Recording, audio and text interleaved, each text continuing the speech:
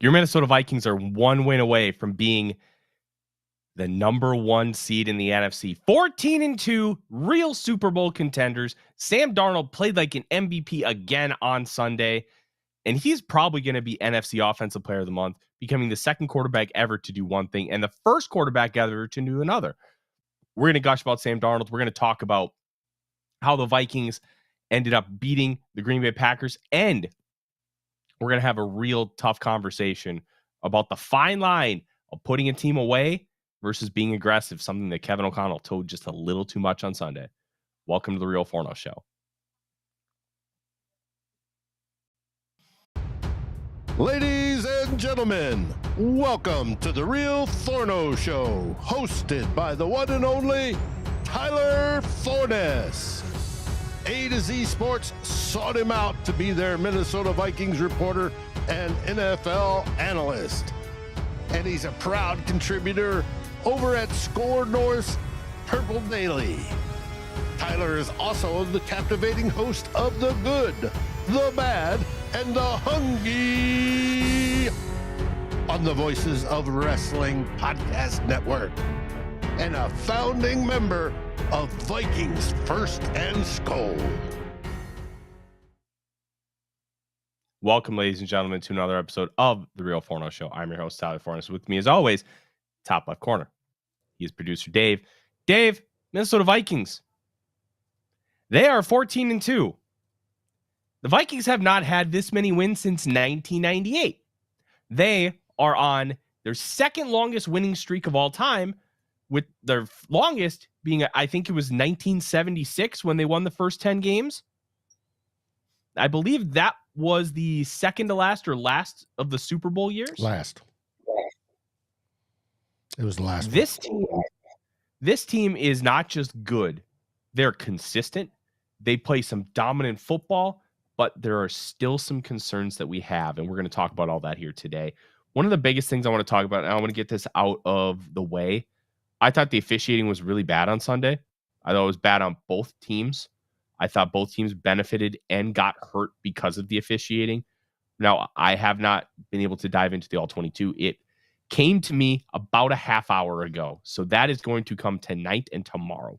One of the big things that I took away from this, Dave, was officiating did not change the outcome of this game, but it certainly hindered both sides from being able to get what they wanted out of this game, which was a win.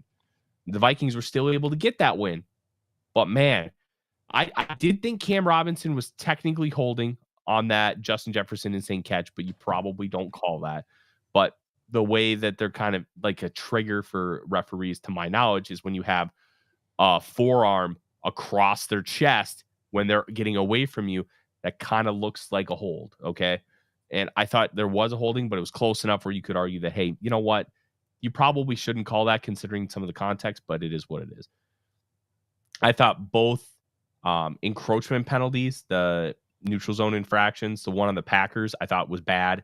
But the problem is you can't truly know unless you're looking directly down the line. Mike Pereira said that during the broadcast.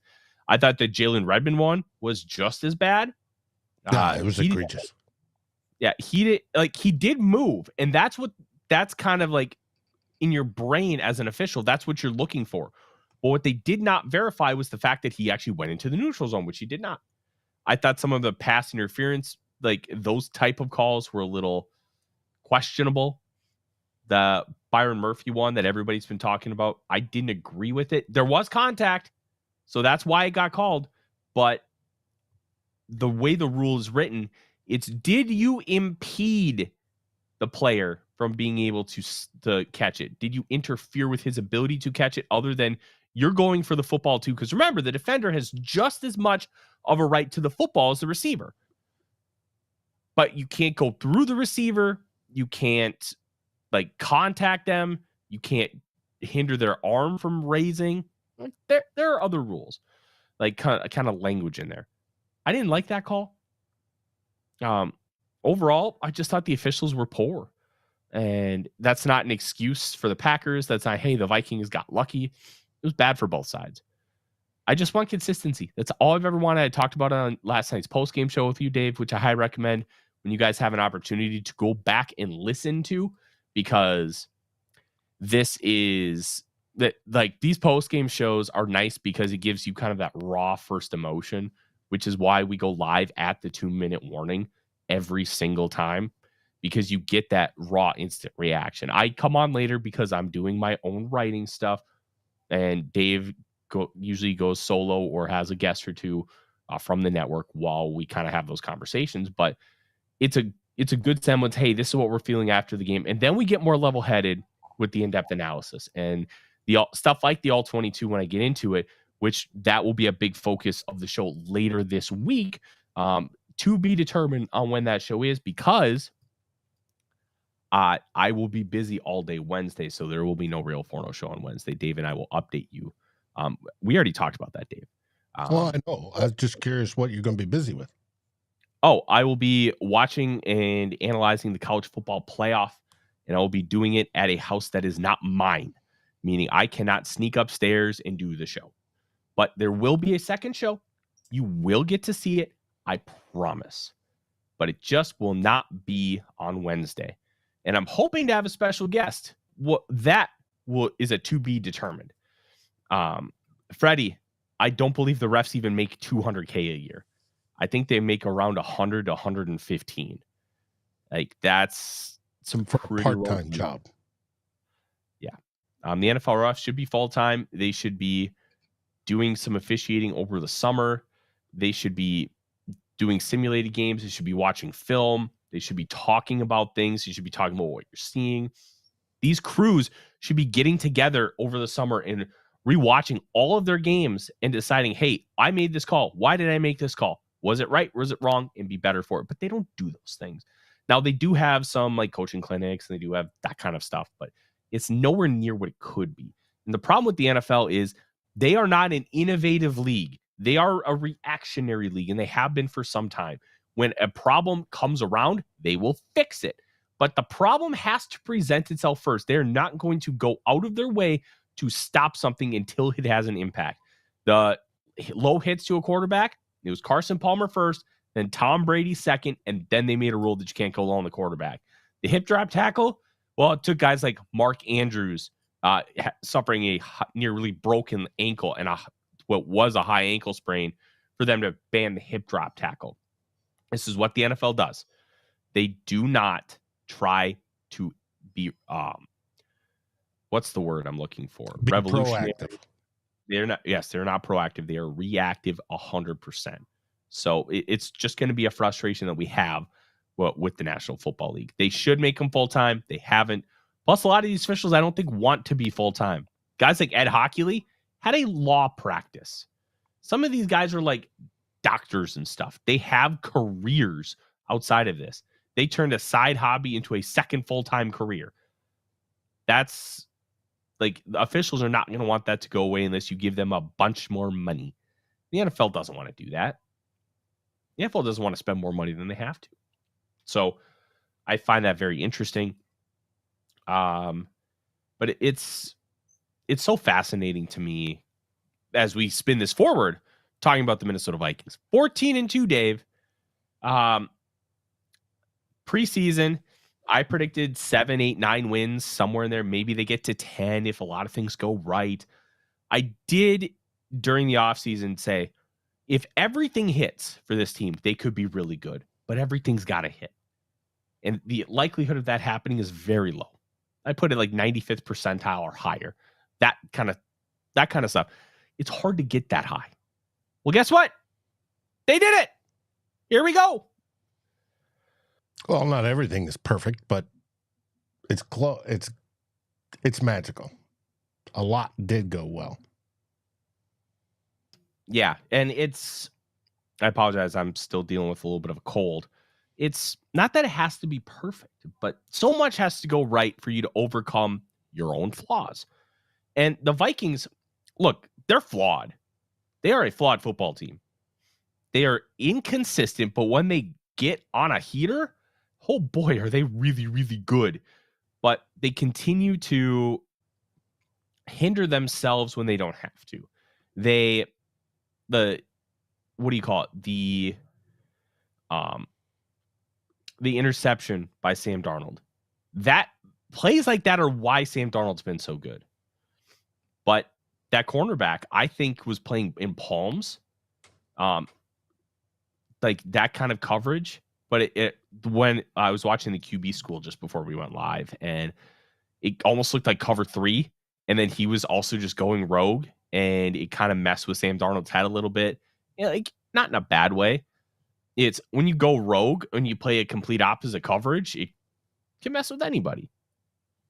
That's also the gravity of Justin Jefferson. So they may not get that look ever again. It's so interesting to talk about the Minnesota Vikings as being like what they're going to face on a week in, week out basis, because it's not like a standard team. Oh, they have a star wide receiver double team. That doesn't work here. It's been proven not to work. Jordan Addison, TJ Hawkinson, Aaron Jones just have big games. So now you have to worry about, okay, how do we stop them? Well, then Jalen Naylor steps up and has a big game.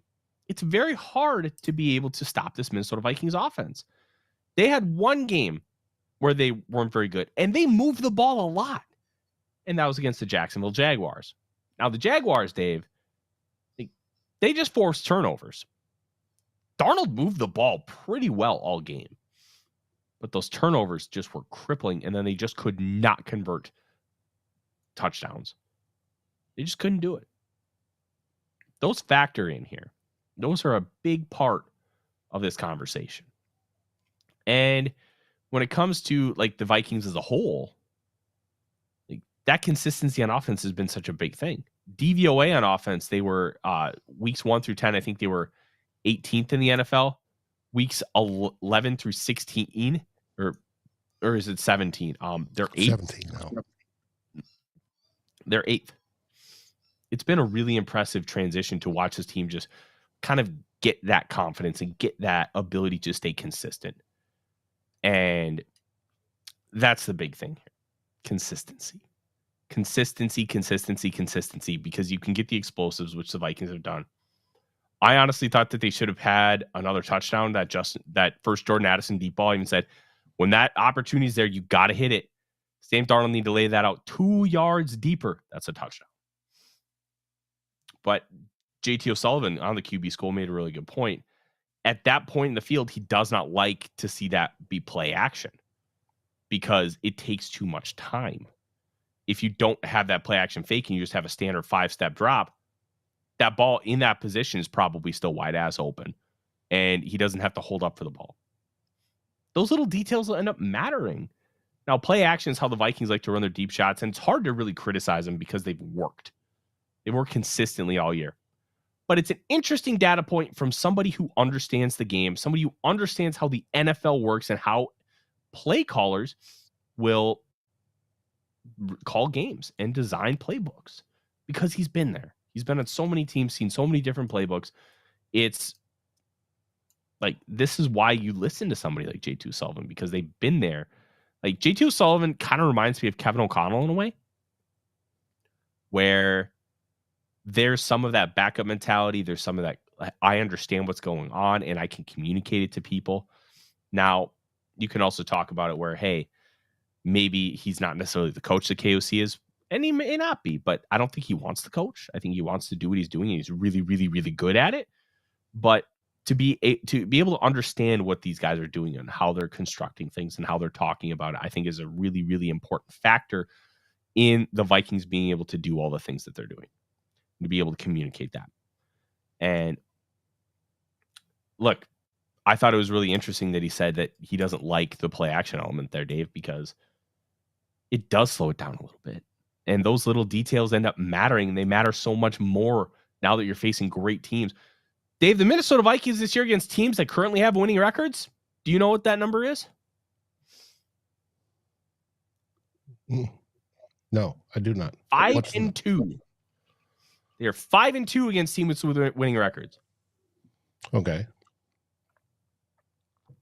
Which is generally better than what Vikings have been in the past. That's a sign of a good football team. Their two losses are going to be against the Lions, who are also competing for the number 1 overall seed, and the Rams on a short week right after that Lions game. when the Rams got healthy, Mm-hmm. Puka Got Nacua and Kupp Cooper and- Kupp were returned for that game. I don't want to face the Rams in the playoffs. Hell no. That team scares me. Like, I could care less who we place as long as it's at home at US Bank Stadium, because our fans will give the Vikings so much of an advantage that way. yeah. No, 100%. And it's interesting. I would highly recommend everybody go read Ben Gessling's article from the Star Tribune. He spent time with the people that put on like the pregame show and postgame show and the in-game stuff, talking about some of the intricacies and how that there is now tangible data that says that the Vikings fans do have a real impact on the game. Not just, oh, I think they're loud, they're making things happen. No, there's data on it. I would highly recommend everybody go read that, because I think it's a fascinating look at the real advantage that it is to play at US Bank Stadium every single week.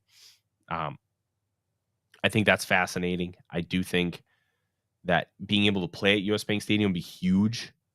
And you'd get the 1 week bye, which, knowing Kevin O'Connell, he'll have like a padded practice on like Thursday, the week before the game, because you'll want to keep some of that energy going, keep the callus, and not really let that week make a huge impact on you. Well, it's like, have that padded practice, hit people, play physical, and then let's see what happens come Sunday. But if you're the 5th seed, you're going to have to go on the road, probably at Tampa Bay. That's going to be my guess. Tampa's got to lose to the Saints. Atlanta's got to beat the Panthers in order to win the AFC South. All the Bucs need is a win or a Falcons loss. The Rams have already clinched, but they're far enough ahead where I don't think that they're going to be overtaken for the 3 seed. They're the 3 seed if they win. So I think that like the Commanders could end up being the 6 seed. 6 seed's probably the Packers. Rams part 2. I think it would be really interesting. Commanders are going to be a really tough out because they have a quarterback who can just do things. And getting that home field advantage would be so big for this team. It'd be huge. Yeah. There is a realistic chance, though, that it could be the Lions that the Vikings have to face in the divisional round if they end up beating them at Ford Field, because then the Lions would be the 5th seed. And then if the 2nd and 3rd seeds win, which is probably what's going to happen, and then the Lions win, well, you get the lowest remaining seed, and that's the Lions. So then you have to beat the Lions and then probably the Eagles. And if you do that, well, then you get to go to the Super Bowl, and then all bets are off. But Dave, this is wild. I thought, according to Packers fans, they're gonna seek revenge and they're gonna go to the Super Bowl this year. Well, the Vikings, according to Packers fans, have already won both of their Super Bowls. So, yeah, it's gonna be interesting if we get some grudge matches this year. Oh, yeah. It's going to be very interesting. Yeah. Chris is late already asking me to get him tickets in Detroit this weekend. And I mean this in the most respectful way possible. Chris is enough of a psychopath to just buy a plane ticket and show up in Detroit hoping to have tickets by Sunday. That's just how Chris rolls, and it's one of the coolest things about him. Let's kind of pivot the conversation forward, because I want to talk about Sam Darnold. I want to talk about some of the nuances with the play that we saw over the weekend. And look, Sam Darnold, if money weren't an object, I don't see how the Vikings don't pick Sam Darnold over JJ McCarthy based on the evidence.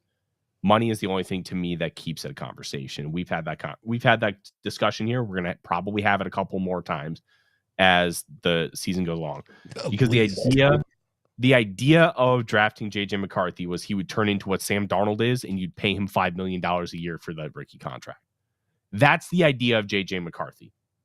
Now, there are huge benefits to being able to have that guy on a cheap deal, but it's having that guy that's the most important part. And Sam Darnold is playing at a level higher than what Kirk Cousins ever gave us, and that's not an insult to Kirk.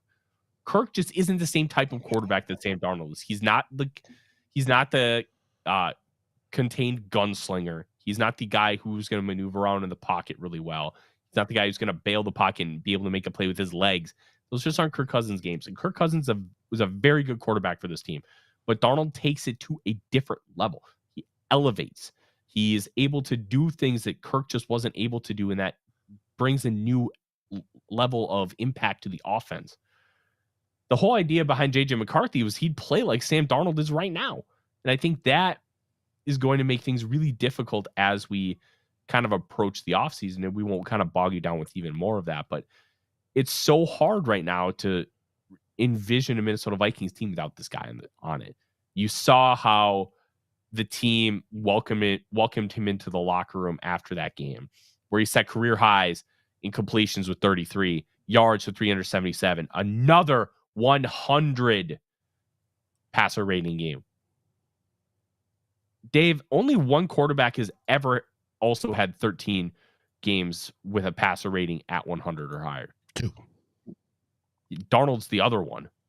No. It's I gotta have my notes.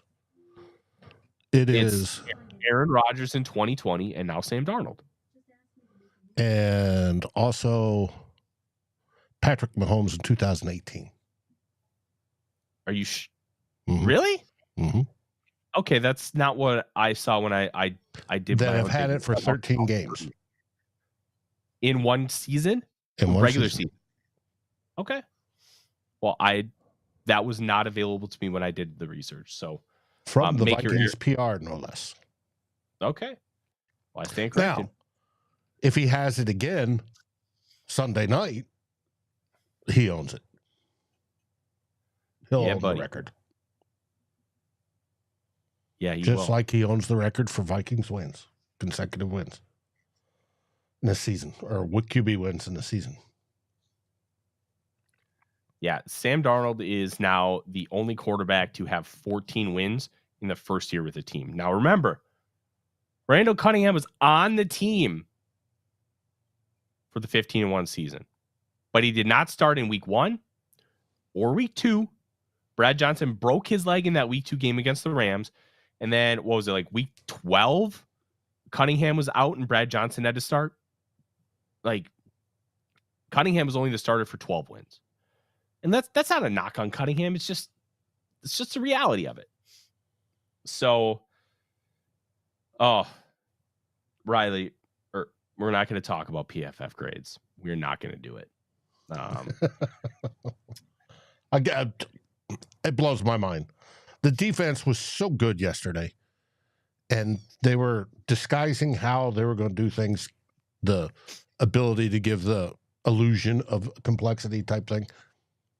And then in the halftime, they win, and it was reported that they go in there and go, LaFleur is going to change to what he saw in the first half. We're going to change it again. And they just Love had a horrible game. How he could have better stats, I have no idea. They had a horrible game. Defense had the best game, one of the best games of the season. So did the offense on our side. That's, if you look at the box score stats, that's what it was. And it's just, hey, PFF. Sorry. Yeah. Yeah, it's I don't agree a lot with how PFF grades, and just kind of, I do need to preface this. I actually don't know all the intricacies with their grading. What I do know is I kind of have some beliefs and hypotheses on kind of how their style is. And especially the offensive line, I just disagree. And one of the things is like Dalton Risner. Oh, he's like the 12th best guard in the league. I'm sorry, you can't tell me Dalton Risner's the 12th best guard in the league. He's not. Pass blocking. He's not. I'm sorry. I may be lower on him than most people. Well, I think we discussed this, Dave. I just hate his style. I think his style is it's way too passive. I want a guy who's going to be aggressive in the trenches, and he's just not that dude. Hey. And I think I'm never going to get over that fact. But is he better than Ed Ingram? I think it's still a real conversation. I don't think he's like this significant better. And I don't think that citing PFF grades, PFF says he's better. Like, I I feel like their grading is harsher on a player like Ingram because of how his style is rather than Dalton Reisner's, because Reisner loses slow, but when Ed Ingram loses, he does recover really well. And Sometimes. he'll miss with that outside arm, and the guys will just come up field on him, but he'll push him away. And how, like, part of the reason, like, with grading and why I don't necessarily agree with it completely is you have grading is very structured. Football is art.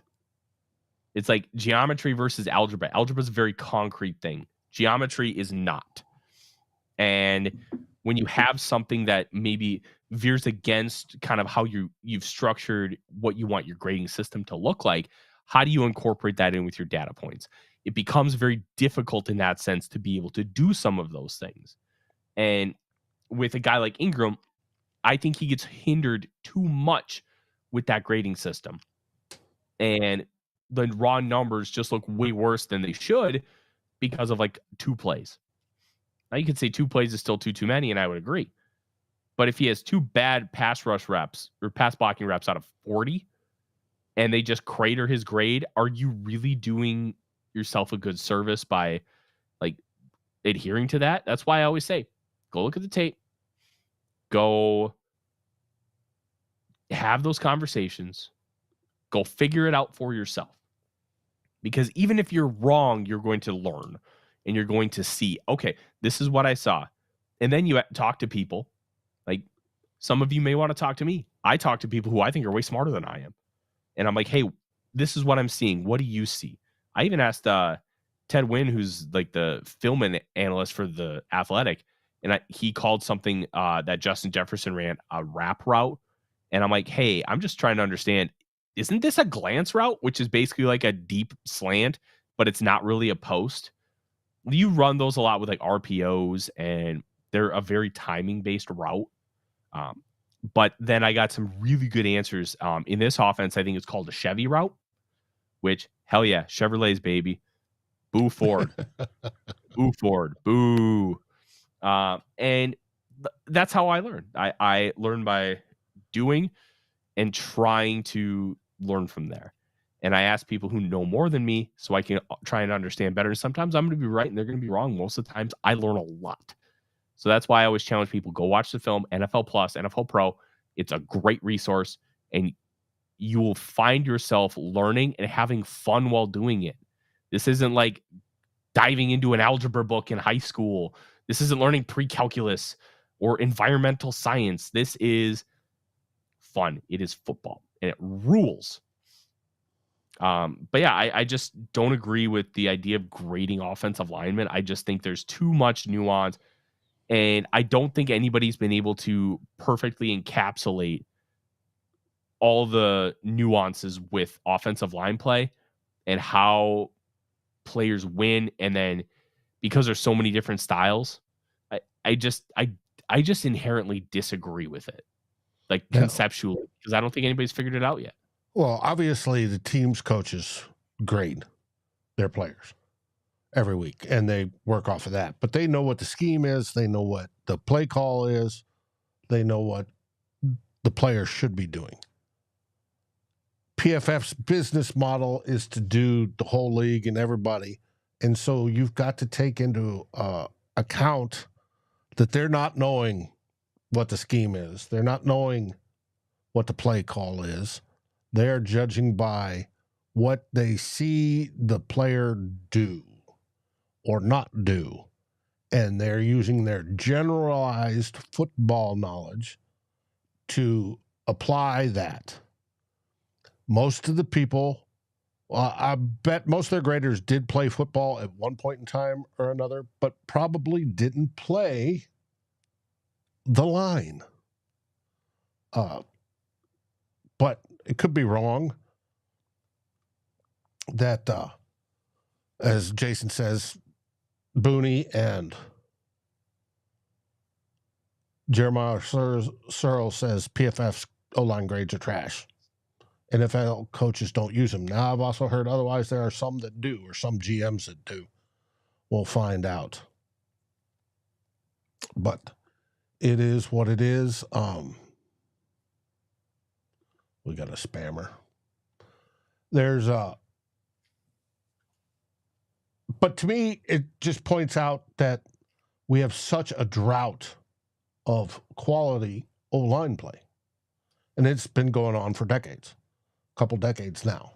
And it's all started with the CTE controversy, how parents are not wanting their kids to get concussions, how it's violent, how society has changed, how college football is going to the air raid offense, which spread them out. They have to do less. It's not power as much anymore. You don't have the run game like you used to anymore, where it was all power, power, power, power. I mean, you go back to the 70s and our offensive line with Mr. White, Ed White, and all the way across Yeri, everybody, those guys were beasts. And it's all changed, and it shows that there's a lack thereof. That's why we sit there and we're heavy into the Minnesota Vikings, and we watch our line like hawks, right? We get upset when Cam Robinson has a stupid self-inflicted penalty. I can understand the holding. And from what I gather in the tape, you can see sort of a holdish, and he got called for that. But the self-inflicted, the illegal motion, the whatever it is that got him called, just drives you absolutely bananas. Yeah. And we sit there and we look at the interior guys, Brandell, Bradbury, and Reisner / Ingram, and we go, come on, this could be so much better. And it could. But there isn't the bodies there to make it that way. There's just a lack of supply, and the game's trying to modify itself because of that. And it has, because air raid moved quasi into the NFL. We're throwing the ball a heck of a lot more, you know. And there was the time when it was the zone rush that was made so popular in Denver that moved out, that the lighter, faster, speedier guys work better than the bigger power guys. And now it's sort of, it goes in circles in how it works. It's just, to me, it just shows a lack of supply to find the good ones, and lack of probably dedicated coaches that just, you know, eat that stuff up. But PFF, like I said, their business model is to give as best a product to everybody as they can. So, yeah. And Arif Hassan wrote a piece for Wide Left, which I highly recommend. One, you go subscribe, and two, go read the piece talking about the downfall of PFF, because they've lost so many of their front-facing people, and in turn, they've lost some of their smartest people, which have built kind of what they like, their models and stuff. And one of the things that he talked about was the belief to be more consumer friendly, and the switching of their grading scale to a 0 to 100 format to help quantify things better for the public, where to me, that's not challenging the public to grow and become smarter. It's adhering to a Madden, and that's what he referred to. It's a Madden style. Like, there's going to be something lost in translation. The old style was like -2 to 2, where 2 being an absolutely perfect play, -2 being the worst disaster imaginable, and 0 just being a dead average play. Oh, you had an easy blocking assignment. You made your block. Done. Let's move on. 0. And there's one more factor of how it affected the play. If you're blocking your guy and you're on the backside of the play, you could do great. You can pancake block him. You might get a +5.5 on it, because it didn't affect nothing. The ball went the other direction. But if the ball goes your direction and you miss your block, that's -2. There's a difference there. And this is the Ed Ingram type of deal. Suddenly you get -2 for it, that particular play grade, but you were great to play before, got a +0.5 because they ran the other direction, but you pancaked your guy. And that sort of doesn't seem fair. Now, their argument is, Dr. Eric Eagers when he was there was always, it works out in the end. You get enough of it, it flushes. But it's still, they've got problems when it comes to the O-line, in my opinion. Mm-hmm. They do. And that, I think that's a really big factor here. But Darnold, let's get back to Darnold here, because I think we tend to go on tangents, and I always think the tangents are worthwhile because of why we're talking about them and how we approach them, because we have all these theories and ideas and good content that we talk about in the show, and sometimes it gets us off track. I want to get us back on track a little bit here tonight, because But let me wrap the O-line conversation up. Go ahead. Our O-line had an outstanding day yesterday against the Cheese Weasels. They played extremely well. And as long as they keep improving like this, yeah, baby. Because every team is dealing with O-line issues, other than maybe Detroit, but we'll get there. One thing to remember with the O-line situation with Minnesota is they are asked to do an extremely hard job, block for a long period of time so you can attack down the field, and it's freaking worked. But it's a very difficult task because it is hard to block for over 3 seconds consistently. Sam Darnold's time to throw on average is 3.08 seconds, third in the National Football League, and one of only 3 quarterbacks to be above 3 seconds. And the Vikings are also third in pass block win rate, which I don't love as an overall stat, but when you contextualize with the fact that the Vikings have the third highest time to throw because of how the offense is structured, I think it shows you that they're doing a pretty good job. In this game, look, they beat the Packers' ass in the trenches. They whipped their butts. The Packers, they invest so much in the defensive line. Sean Gary, first-round pick, making $25 million a year. Lucas Van Ness was a first-round pick last year. Kenny Clark was a first-round pick like 10 years ago. Now he's on like a $20+ million a year contract. This team invests a ton in the trenches. And they whipped their butts. It was great to see. And Sam Darnold was able to take things to another level. And it was great. It was awesome. One of the big things with Darnold is he wants to attack down the field. He wants to keep doing that. And I loved, Dave, how much Darnold was willing to adapt, how much he was willing to play more under control. And he was not forcing things. The interception, I think, was forcing it a little bit. Maybe he was a little too greedy. But I think he just didn't notice the corner, which is fair. That's going to happen once in a while. 14 touchdowns, 2 picks in the month of December. I'll take that. I will take that all day long. Darnold is becoming one of the best quarterbacks in the league. He is now one of 2 quarterbacks ever to win 5 games in December, also throw for 14+ touchdowns and 1,400+ yards. The only other quarterback, Kurt Warner, Hall of Famer in 2001. That year, the Rams made the Super Bowl, and they lost to Tom Brady. This is a very good quarterback. And when we have the discussion between do they keep Darnold or do they go with McCarthy? What do they do? This is what they want J.J. McCarthy to be. So do you get rid of the guy that you're trying to get? That to me is going to be the most fascinating discussion, because outside of money, it's a philosophical one. This is what you wanted, and you have it. Do you keep it or try to recreate it? And there are merits for both sides, and I can't wait to have more conversation about it, because we're going to go deep into both camps. I don't even know what camp I land on, but it's getting harder and harder to say, Darnold, you have to go somewhere else every single week. Let's end the show here, because we talked about the multiple 100+ passer rating seasons.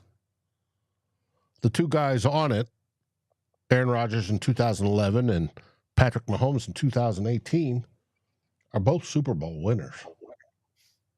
Yeah. Exactly. Now let's talk about what could end up hindering the Minnesota Vikings from getting to the Super Bowl. I alluded to this at the top of the show. One of the things that could hinder them, Dave, is their own play style. We begged and pleaded for Mike Zimmer to being willing to put the foot on the throat and stomp a team out. Put them away. Put them out of their misery. Put the final nail in the coffin. He wouldn't do it. He didn't want to do it. It wasn't in his nature. It's in KOC's nature. And now I think we're seeing the negative side of it. The Vikings should have won by more than 2 points. The way they played was a more than 2-point win. But they won by 2. Now, the Packers didn't have a chance to take the lead at any point in the second half. That's an important factor here. But when you have that ability, when you have, like, you try and put teams away, you run the risk of not draining the clock. And he towed a very fine line. And I think this is an interesting factor, too. When you look at the win probability charts, the Vikings were never in any real danger. The lowest they dropped in week 17 was what, Dave? Like, I think it was 77%. And that was with, like, I want to say it was with like 6-ish minutes to go. Right. Like, so everybody remembers the one-handed catch from Justin Jefferson. It was on a 3rd and 5. Or maybe it was a 2nd and 5. Well, there's a holding penalty on Cam Robinson. People are like, that wasn't a hold. I think it was, but I don't know if you should call that every time because of the context of he's crossing his face and Robinson's just trying to, like, keep pushing him. But when you see an arm across a chest and the neck like that, it's like a trigger. Yeah. It's a trigger for offensive linemen to be able, or sorry, not offensive linemen, but the referees to be like, hey, that's a hold, that's a hold, that's a hold. So I get it. I get it completely. And I also want to apologize for the spammer in the comment section right now. We are working on getting that taken care of. It just means that, hey, we're pretty cool. So we'll take that as a partial win. But towing that line, like, excuse me, I like the idea, Dave, of trying to win. And if there was no holding penalty on Robinson, that Jefferson catch probably seals the win because they knock off another, like, 2 minutes off the clock, at least. So that's a big factor here. And then, but if you miss, there's no clock running off. The Vikings ran off about a minute of clock on that drive. That sucks. Like, that allows the Packers to potentially get back into the game. So you're towing a fine line. And this is where I think we need to be careful asking for the other shoe and thinking the grass is greener, because you're also running into different issues that you did not have before. So just be aware of that. And I think that makes it more interesting. Now, the second factor is Freddie asked about what kind of schemes that Brian Flores is drawing up with the yards and garbage time. So Flores isn't calling prevent defense. That's not what it is. Flores does get a little more on the conservative side, but he's still running the same plays. He's running drop 8 Tampa 2, which is a staple in what he likes to call. He loves to do it out of zero looks where everybody looks like they're blitzing. He likes to run that, but he runs those drop 8 coverages, be like, all right, we have 3 guys. We're going to trust them to get to the passer. And now you have to beat 8 men in coverage. That's hard. Now, the Packers are one of the best teams in attacking zone coverage, so that plays into it. But Jordan Love did not complete a pass more than 10 yards down the field until midway through the fourth quarter. Bonkers. Now, is it frustrating that they allowed those kind of numbers? Yeah, absolutely. We have every right to be frustrated. But conceptually, NFL players have talked about this. Chris Sims talked about it today at PFT Live with Mike Florio. There's a 16-minute video on YouTube. I'd highly recommend going to listen to it, because I'm not the biggest fan of Chris Sims all the time as an announcer, but being that he was a former player at a high level, both in the NFL and in college, I think this point really resonated with me. It is hard once you get up to by a certain number, Dave, to keep going, to keep the foot on the gas. Like, it's a mentality thing. Being able to put your foot on the gas like that can be difficult. Keeping it on there. So the Vikings not being able to do that isn't too big of a surprise. But it wasn't like they were just going like, all right, prevent defense. You can have whatever you want up the middle, 10, 15 yards every single time. They weren't doing that. They were just calling less hyper-aggressive looks, but they were still sending 5. There was more of a sense of urgency with the Packers, which always plays into it. The later you get in the game, the more there's a sense of urgency with we need to score and we need to score now to be able to make it competitive. That factors in. And the Vikings are trying to kill as much clock as possible so they can get the win, because you can't get a win until the clock says 000. So I think it's a layered conversation with Flores. I did think the defense in the 2-minute drill was way better than we'd seen all year, because they have struggled on that first half 2-minute drill. They've gotten whipped. They got whipped against the Seahawks. They've gotten whipped before, and they're probably going to get whipped again. But the fact that they took a step forward to me is a positive sign. Now, when like brass tacks comes around, Dave, the defense has always stepped up. Now, can they step up when they're up 17 like that? I want to see that. Because they kind of did against the Falcons when they were up 21, but that was a bunch of backups, and the Falcons, I'm not going to say they quiet quit, but it felt like they quiet quit. Like, I think those elements are factors here too, but I want to see them clamp down a team and just tell them to F off. You're done. We killed you. I want to see that. I don't think we've seen that since the Texans game. They straight up murdered the Houston Texans. That game was not close. It was not close from the start. They did not let the Texans get anything going, and they kept that energy up all game long. We need to see that. We need to see that on Sunday. We need to see that in the playoffs. And God willing, we need to see that in the Super Bowl. We need to see that defense take things to a different level. And like Popeye with a can of spinach. Everybody knows when Popeye eats the spinach, he whips Bluto's butt and gets olive oil back. That's what happens every single time. And every single time it's fun. They need to find their own spinach, and they need to figure those things out. But the competition is getting nothing but better and better. Mm-hmm. But the Vikings are 5-2, Dave, against teams with winning records. They're not just beating up on the teams they're supposed to. They are undefeated. They're 9-0 against teams with losing records. But they're 5-2 against teams with winning records that are supposed to be harder to beat. There's something to that. They're like the Packers. Their 5 losses, 2 to the Vikings, 2 to the Lions, 1 to the Eagles. Combined, they are 39-9. Sorry, no. 40-8. They're 40-8. 40-8. Your 5 losses are to teams 40-8. If you're a good team, you should be able to get at least 1 win in those 5 games. Hopefully 2. But that's the difference between the good teams and the great teams. The great teams find ways to win those games. The Vikings' 2 losses came by a total of 10 points. 2 points to the Lions, where they were this close to getting that win. Oh, Dave, they were so close to getting that win.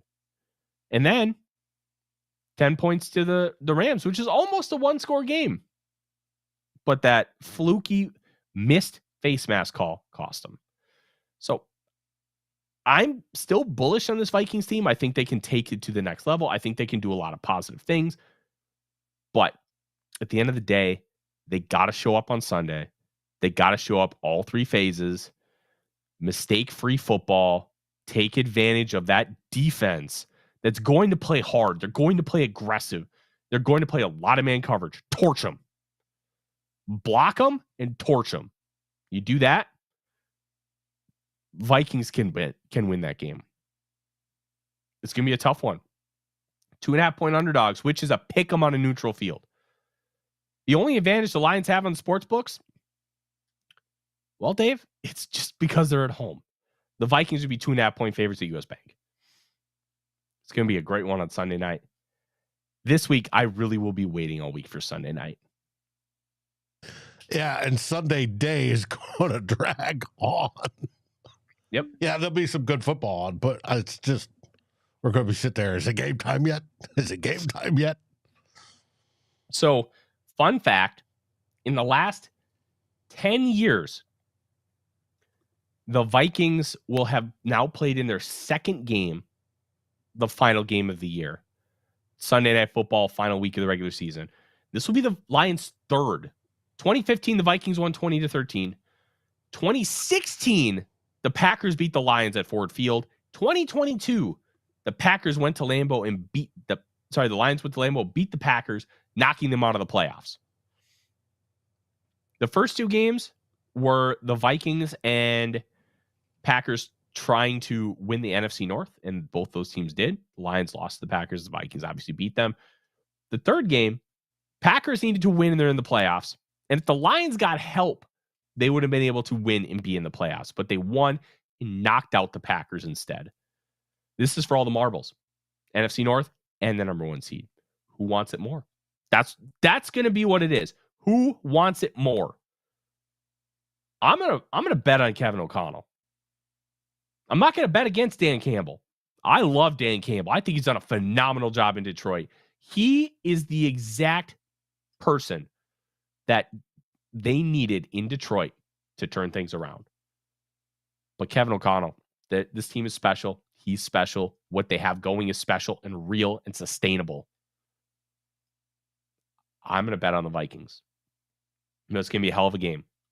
A hell of a game. I can't wait. Now, Kevin O'Connell has some of his issues, time management a little bit. He messes up. Oh, that time management at the end of the first half stunk. But the Lions coach, Dan Campbell, sometimes makes some absolutely boneheaded decisions that cost games. And hopefully they both coach to their maximum on Sunday, so we get the best test ever. But if one has to fail, I hope it's Dan Campbell. Yeah. Yeah, absolutely. All right. That's going to do it tonight. We'll let you know when the next Real Forno show is going to be. It'll be sometime later this week. We'll have a nice little announcement later this week as well for everybody. Watch the comment section on YouTube and Twitter. Yes. And if you don't follow me on Twitter, at The Real Forno and at Vikings First SKOL. We're on YouTube, and it is going to be a fun one. We're going to communicate once we kind of get everything figured out, and we're going to be back. We're going to hopefully have that special guest. I'm going to reach out to them and see if we can get something scheduled. In the meantime, Dave, the Vikings are playing for something real, and it feels great that they're back in the spot again. Yes, it does. Yes, it does. In the meantime, thank you, everybody, for joining. Thank you so much for listening. Thank you for coming back here regularly. Like, comment, subscribe, ring the bell. The easiest way, if you don't kind of go on social media, hit ring the bell on YouTube, because you'll be able to get that update the second we get that show scheduled, or the second we post in the community tab that, hey, this is what's going on. You're going to know. You're going to know first. And that is very important to us, that we communicate with everybody who comes here every single week. In the meantime, thank you so much for watching. Thank you so much for listening on podcast. We like you just as much. Make sure you subscribe and download every episode. I'm Tyler. He's Dave. SKOL Vikings, everybody. SKOL Vikings. And I'll go see you on Vikings Uncensored with the great Rhino. Next, let's flood all over there. Boost up Rhino's ratings. And we'll see you later. SKOL Vikings.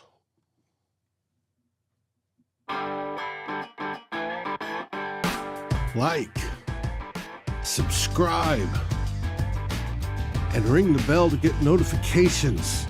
It helps us grow this community that we all love, our Minnesota Vikings.